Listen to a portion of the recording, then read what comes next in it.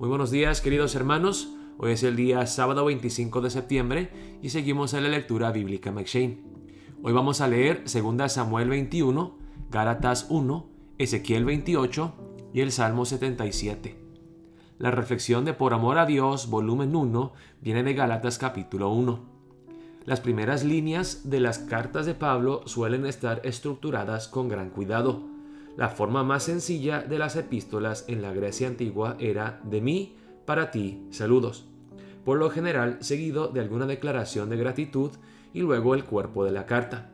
Pero la costumbre de Pablo era modificar cada componente de manera que anticipara el contenido del resto de su carta. Por lo tanto, estudiar la epístola completa enriquece nuestra comprensión de su introducción y viceversa, en Gálatas 1, versículos 1 al 5. Pablo no siempre se presentaba como un apóstol. A veces no usaba ninguna designación, por ejemplo en 1 y 2 Tesalonicenses.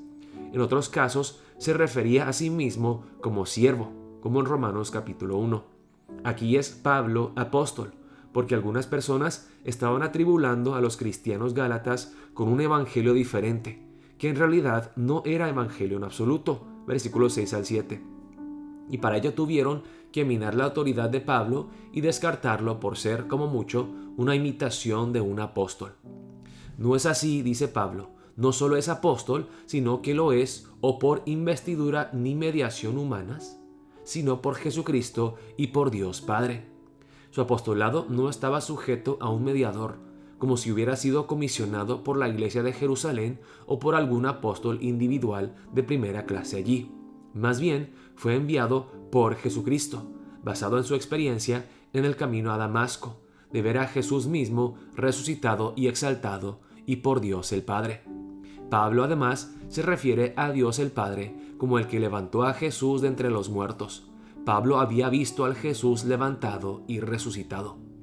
Durante sus años de fariseo devoto, había rechazado a Jesús, tildándolo de farsante malvado, malhechor, maldito por Dios, tal como lo evidenciaba su tipo de muerte. Ver por sí mismo al Jesús resucitado le hizo reprensarlo todo, pues implicaba que Dios mismo había vindicado a Jesús. Las buenas noticias de las cuales Pablo era apóstol estaban fundamentadas en la crucifixión y resurrección de Jesús. No importa cuánto insista en su estatus y autoridad apostólicos, Pablo asocia sabiamente a sí mismo y su enseñanza con todos los hermanos que están con él. Si los gálatas se desvían hacia este evangelio diferente, deben saber que no solo están alejándose de Pablo, sino de los incontables creyentes que están de acuerdo con él.